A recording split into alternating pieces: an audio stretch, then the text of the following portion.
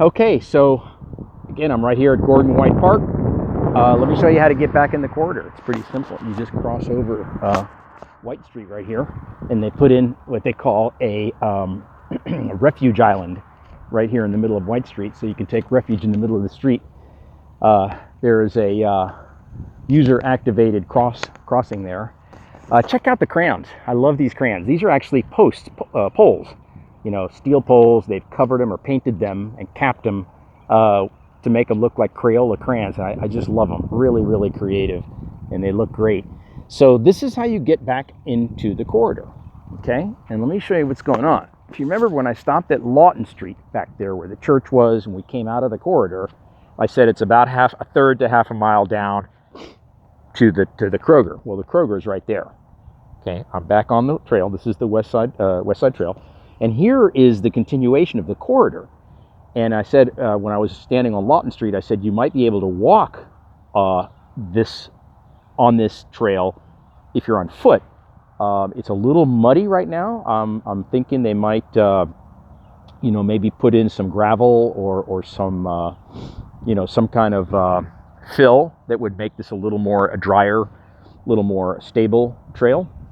But if they do that, then you'll be able to hike on it and walk the whole way on the Westside Trail instead of coming out and going over the Lawton Street Bridge like I did. If you're biking, especially if you're on a street bike, that's going to be a little trickier. So you'll probably have to do what I did over there at Lawton Street. But anyway, here's a fascinating spot, a very important spot on the Westside Trail. You have Cascade and Ralph David Abernathy straight ahead. It's Cascade on south of White Street and RDA on the right side, the north side of White Street. And you notice there's another tunnel. But if you notice, this is the second tunnel. There's only 2 bays in this tunnel. And you also have an ADA ramp that takes you up to the Kroger parking lot. Those of you that have been on the Beltline bus tour will recognize this spot.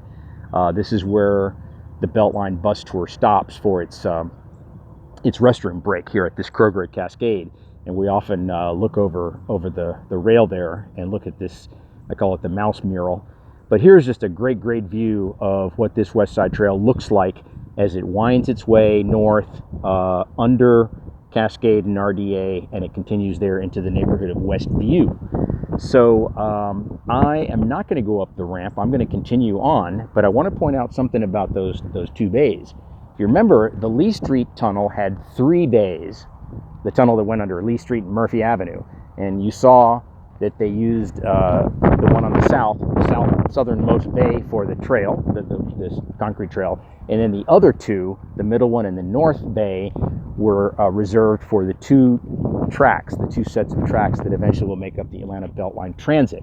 Here, we only have 2 bays, so you don't have to be a transit engineer to understand that they're going to have to do some creative work here, since only 1 set of tracks can go through that bay on the right. And my understanding is they're going to redesign this intersection, but the second set of tracks is going to come up out of the corridor and probably either under or over Cascade as it continues into the Westside Trail, further ahead into Westview. You can see the beautiful retaining wall work that they've done here all along the Westside Trail.